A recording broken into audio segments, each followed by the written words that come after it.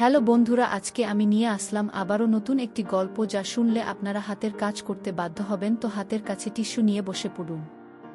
বিশেষ অনুরোধ, আপনারা প্রত্যেকেই আমার গল্প শোনেন কিন্তু চ্যানেলটি সাবস্ক্রাইব করেন না। অবশ্যই চ্যানেলটিকে সাবস্ক্রাইব করুন এবং গল্পে মনোযোগ দিন। তো চলুন শুরু করি গল্পটি। আমার নাম নিশি। বাসুর রাতে যখন আমি অনেক আশা আর ভালোবাসা নিয়ে আমার বরের জন্য অপেক্ষা করছিলাম, তখন গভীর রাতে পাশের ঘর থেকে কয়েকজন মহিলার অদ্ভুত শব্দ ভেসে আসছিল।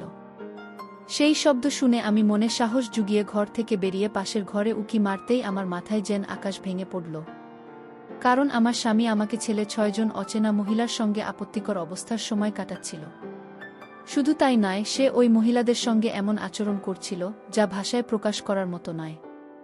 অথচ আমার স্বামী তো আমাকে ভীষণ ভালোবাসার কথা বলেছিল।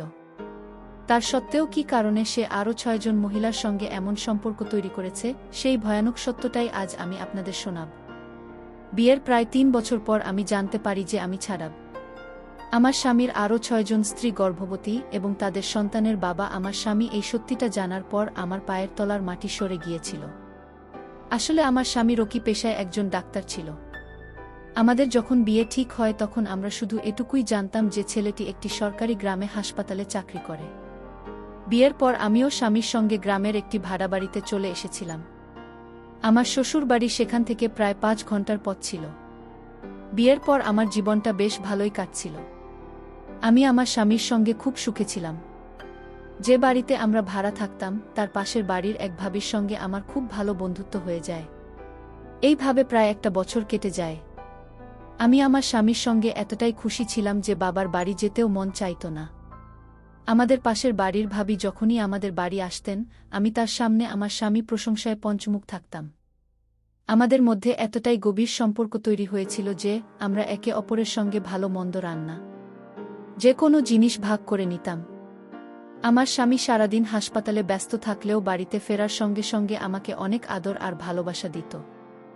সে খুব ভালোভাবে জানত কিভাবে একজন স্ত্রীকে নিজের নিয়ন্ত্রণে রাখতে হয়। আমি ভাবতাম আমার স্বামী আমাকে ছাড়া আর কিছু বোঝে না। এইভাবেই প্রায় 2টা বছর কেটে যাওয়ার পর একদিন পাশের বাড়ির ভাবি আমাকে ঠাট্টা করে বলেছিলেন, আর এই নিশি, তুমি তোমার বরকে একটু বেশি বিশ্বাস করে ফেলেছ। দেখো, তোমার এই বিশ্বাস যেন কোনোদিন ভেঙে না যায়। বরের উপর একটু নজর রেখো, নইলে ভবিষ্যতে পস্তাতে হবে। আমি তখন হেসে গর্বের সঙ্গে ভাবিকে বলেছিলাম যে আমার বরের মতো সৎ মানুষ আর দুটি হয় না। আমি তাকে অনেক ভালোবাসি এবং বিশ্বাস করি, তাই এসব কথা বলে কোনো লাভ নেই।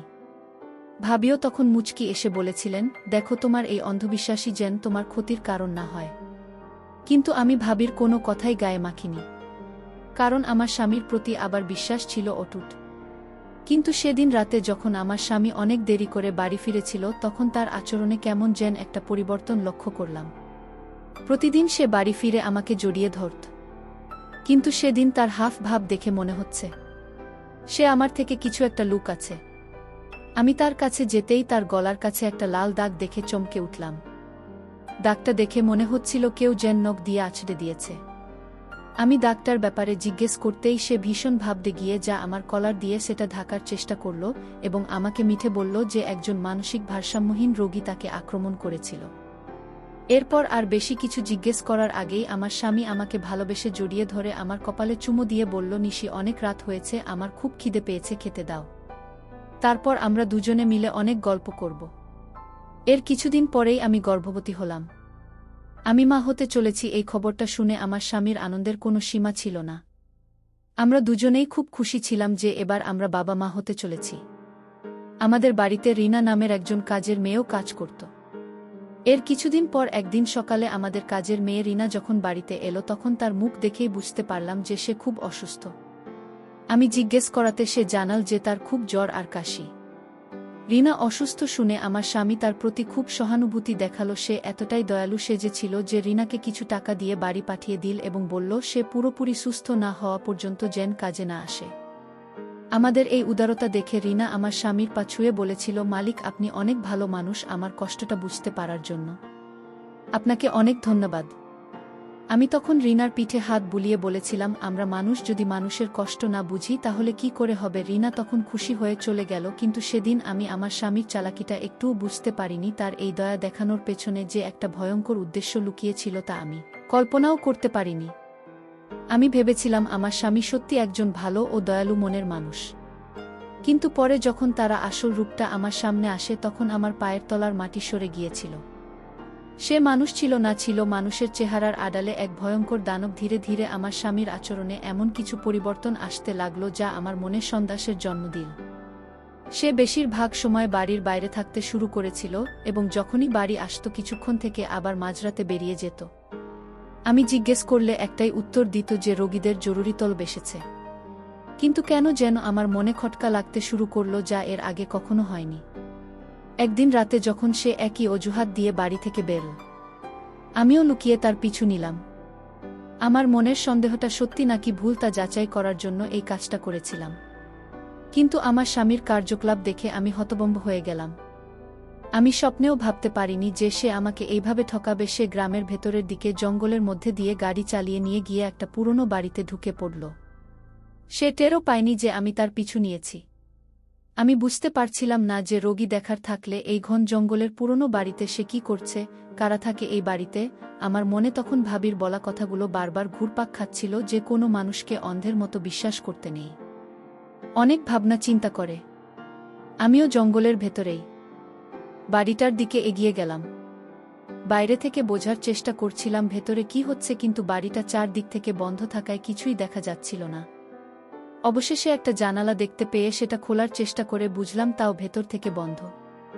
শেষ পর্যন্ত মনের সব সাহস এক করে সদর দরজা দিয়ে ভেতরে ঢুকতেই আমি যা দেখলাম তাতে আমার দুনিয়াটাই ওলট পাল্ট হয়ে গেল। ভেতরে প্রবেশ করতেই যা দেখলাম তাতে আমার পায়ের নিচের মাটি সরে গেল। সেখানে ৬-৭ জন গর্ভবতী মহিলাকে দেখতে পেলাম। আমি কিছুই বুঝতে পারছিলাম না যে তারা এখানে কি করছে। এরপর ভেতরের একটা ঘরে উকি দিতেই আমি আমাদের কাজের মেয়ে রিনাকে দেখতে পেলাম। তাকে ওখানে দেখে আমি আরও অবাক হলাম। ঠিক তখনই আমি যা দেখলাম তাতে আমার শিরধারা দিয়ে একটা ঠান্ডা স্রোত বয়ে গেল। আমার স্বামী জোর করে ইনজেকশন এর মাধ্যমে অসহায় মেয়েদের গর্ভবতী হতে বাধ্য করত।